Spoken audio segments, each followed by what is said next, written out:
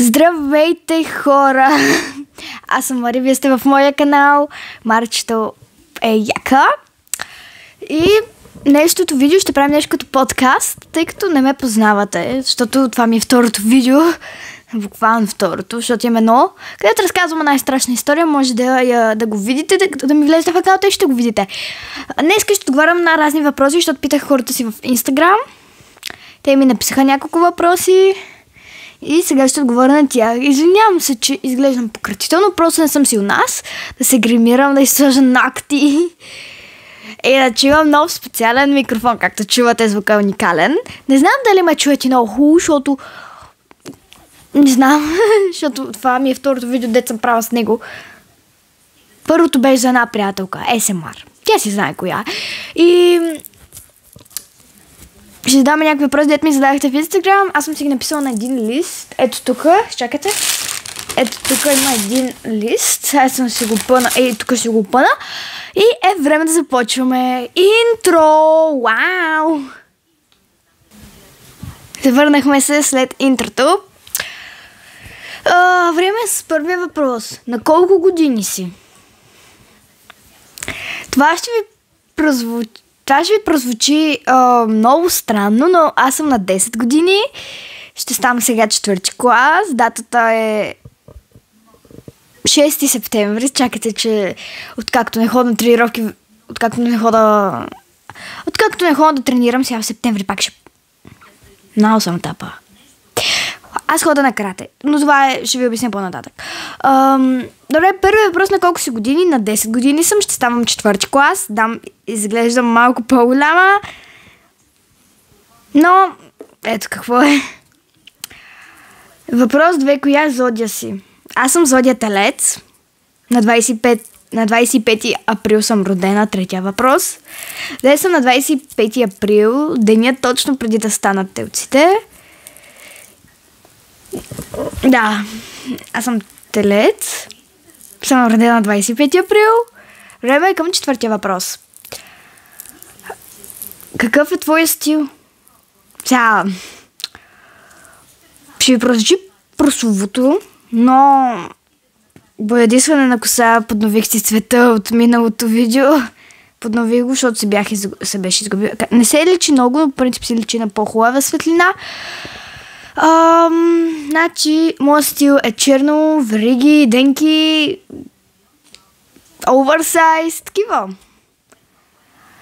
Линшо стил, само дето малко по-различно. Малко по-леко. Да. Какъв е естественият цвят? Не знам колко се личи, но естественият ми цвят е кестеняво-кафяво. Само да спомена, не съм се спирала. Не знам защо миглите ми изглежда толкова контурирани днеска. Не съм се спирала. Не си носа гърмове. Донесах само едно масло за устни на Есенс. Тук някъде ще го покажа. Едно масло на Есенс и кучето ми реши да го изде. Нищо му няма, спокойно, живо е. Даже тук спи до мен. Лиса, здрасти. Кучето ми... това е петия въпрос. Имаше домашен любимец. Имам 4 домашни любимеца. Четвъртия идва към нас. Не тук при баба, а към моето родно село. Аз съм от село. Но това е следващия въпрос. Значи имам си домашен любимец, куче, ето го, котка, пътпадъци и сега ще имам и заек. Кринч, знам. Ние си имаме цяла зоологическа градина. Имахме и гълъби, обаче един ден много накаха много накаха и тата ги застреля с пушка. Да. Не ми беше толкова тъжно, защото аз не обичам гълъби. Да. Имала съм над 15 котки, даже да не кажа и повече, за около 7 години. Да, около 7 години. Следващия въпрос: на колко години ти е домашен любимец, ако имаш? Котката ми е на месец и половина. Кучето ми е на 5. Сега декември месец ще прави 6. Дърта е. Дърта е, много е дърта. Кучето ми имаше даже 5 бебета. Кучето ми е малко. Тук ще покажа негова снимка. Кучето ми е малко и роди 5 бебета. Как става това? Щеш да умри, представете ли си? Защо не ми е нагласено както трябва? Следващия въпрос, откъде си? Аз съм родно от село Равда и си живея там с приятелите ми. Селото хич не е малко, но до година или тази... Не знам, мисля, че до година ще го правят град Равда. Но аз съм свикнала да си е село Равда. То е голямо, има море, има всичко. Има си всичко, даже има и гейминг зала. Представете ли си, в село гейминг зала. С колко там, 4-5 места. Може да дойдете да го посетите. Може да дойдете да го посетите другото лято.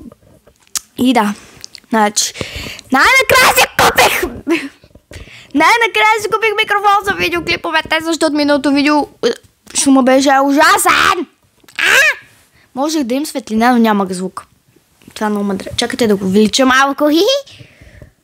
Той е на макс. Не е на макс. Ама няма го увеличавам на макс, че стане зле. Ако чуете млескане, това ми е кучето.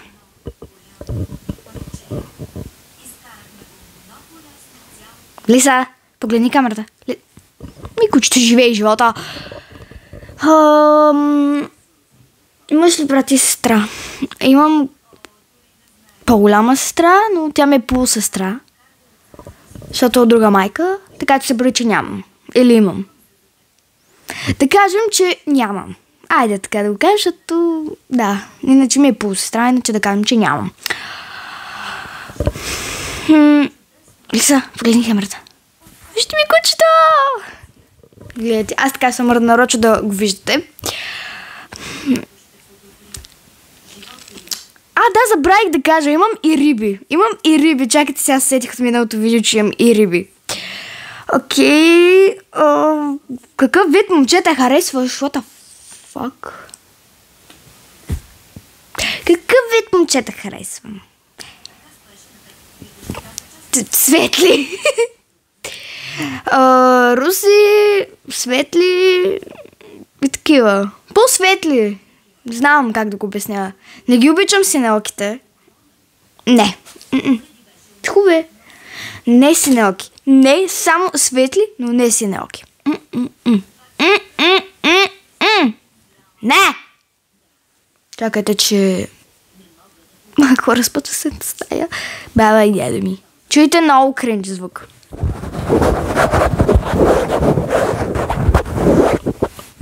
Пишете ми в коментарите дали искате да направя ASMR видео или как чета хейт коментари, ако има на ASMR. Само ще кажа, че това го видях от Флапапум, да не ме копите в коментарите, че съм го видяла от някой друг. Да. Имената на любимците, ако имаш... Рибките ми са 6 и се казват като малките титани, а едната се казва Бъмбълби, защото, нали, Бъмбълби преди беше от техния отбор или там нещо такова. Иначе са Рейвън, Робин, Киборг и Зверчето. А пък другата, тъй като те рибите ми са 6, а титаните са 5, а пък другата ми риба е Бъмбълби, защото тя, нали, Бъмбълби беше 6 от титаните или нещо такова преди. Чакайте, че скъсах една ластичка. Стига мъглия толкова скринчови ли са? Кучето ми се казва... Как се казва твоето любимите? Да, рибите ми... Извинете, малко прекъсване се случи. Така. Кучето ми се казва Лиса. Ако чуете, що се казва Лиса, тя си дойде с името. Не успяхме да измислим друго, защото аз тогава бях на 5. Не, на 4,5 тогава бях и измислях някакви имена, които са по някакви трудни, по някакви филмчета. Даже исках да се казва Маринет по едно време, ама се отказахме и накрая казахме, ми се казва Лиса, защото тя се казваше Лиса. Кучето ми е на порода наполовина пинчер, наполовина померанг. Майката е померанка, бащата е пинчер. Така, не знам как се е случило. Тя по-скоро муцуната е като пинчер, по-голяма от пинчер, накратко померанг. Има цвета на померанг и навън ще видите като пинчер. Накратко отдалече прилича на пинчер и понякога отвори се вратата. Има духове. Знаете какво предстои? Вчера в 3 нещо така затвори вратата и си скарах ангелите. Аз си цъкам тук бука, тя вратата нашата се отваря в 3:30, като всички спят, само аз будувам. А, не, Войчо ми май не спи. А той Войчо ми също геймър. Така да го кажа. Вижте ми кучето какво е почия си. На свобода. Искам и аз си почуем като трябва да ходя на даскало след няколко дни. След една седмица сме на даскало. Представяте ли се? След една седмица сме на даскало. Това е много гадно. Окей, следващия въпрос, коя ми е котката? Котката ми е чисто черна. Кити. Ей, тук ще я покажа. Китито ми. Котката ми се казва Кити. Чисто черна, малка нахалница, която иска само внимание. Друго не иска. Но пак е сладичка. Това са въпроса сега. Ако искате втора част, на 10 лайка правим втора част. Айде, чао Може да се абонирате, да дадете палец нагоре и да го лайкнете. Значи да се абонирате, да дадете палец нагоре. Ето тук са моите социални мрежи. Чакайте! Има последен въпрос. Последен. После няма да правим аутро. Не, интро. После няма да правим аутро, защото вече го направих, но видях, че може един въпрос записан на друг лист, защото листа се изхъби. Какви са ти хобитата или хобито? Аз имам много хобита.